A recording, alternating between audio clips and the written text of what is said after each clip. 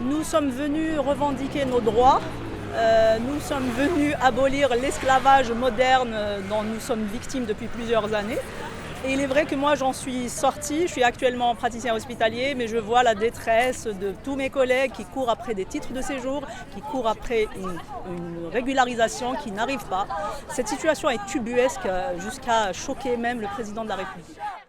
Il y a différentes catégories de PADU. La plupart sont en difficulté, bien sûr, salariale.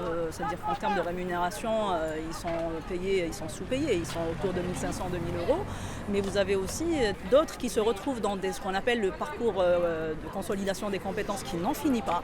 Donc différentes spécialités, notamment chirurgicales et même d'autres spécialités médicales où les gens qui sont censés faire 2 ans doivent faire finalement 3 ans, 4 ans, voire dans des spécialités chirurgicales c'est 5 ans.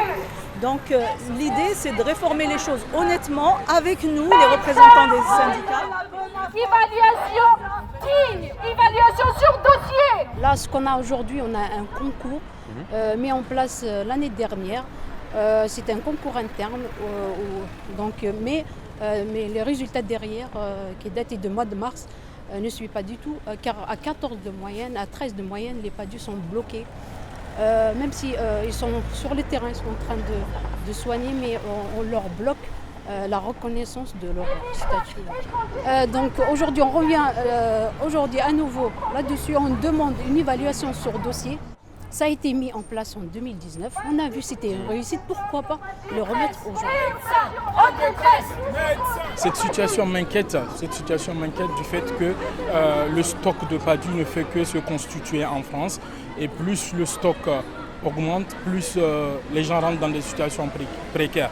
Donc nous souhaitons qu'on régularise d'abord ceux qui sont déjà sur le territoire, qui ont déjà fait leurs preuves.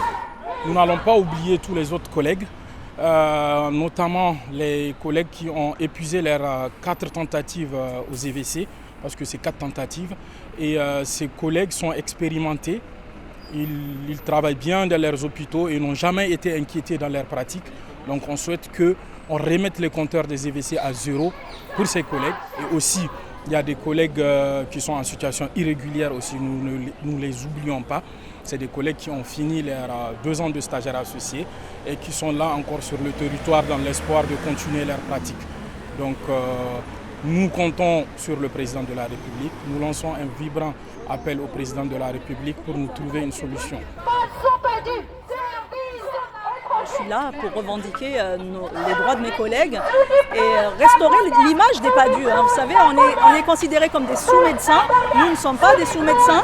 Nous prescrivons, nous sommes évalués, nous sommes très compétents et souvent nous sommes plus diplômés que nos chefs de service eux-mêmes.